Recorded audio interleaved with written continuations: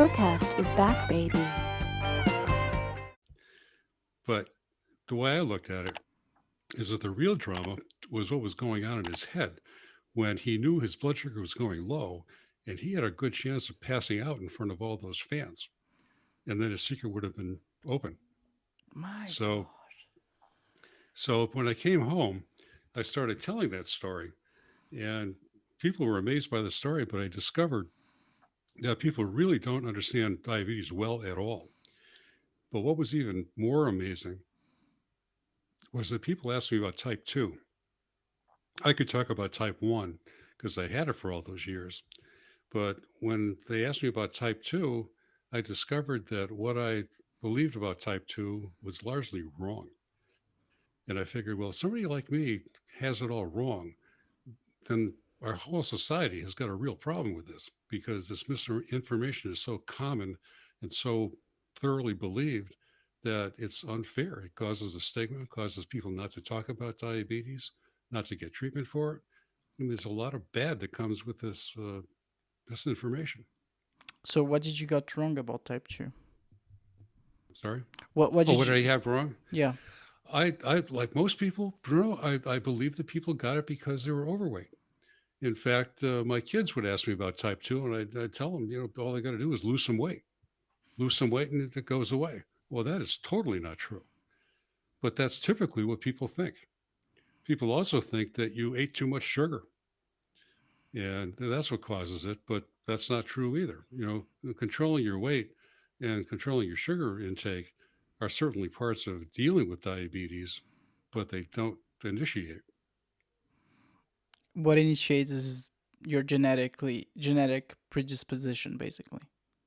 Yep. Oh, got it. Yeah. You see, that's also something that I didn't know since at all. Like I also had this misconception, Chet. Well, it's so common, Bruno. That's the thing. That's why I enjoy doing these podcasts because almost always people are enlightened. Yeah. Every once in a while, I'll get somebody who gets it, and that's kind of a breath of fresh air because you know they we can talk about this and reinforce what each other is saying, but that is not the norm. Almost everybody is like you. And they're also like you in the sense that they're curious enough to find out what's going on. And I really appreciate that. Hmm. That's so interesting. I was studying. I really like psychology as well, and I was reading a book about another very light topic, borderline personality disorder. So it's not light at all. And similar to diabetes, I thought I had this misconception that the person was just born with it, but actually no. There's also like they have a genetic predisposition, and at some point in their life, normally during their childhood, there's a trigger that triggers the borderline personality disorder. So I can see some similarities here with diabetes.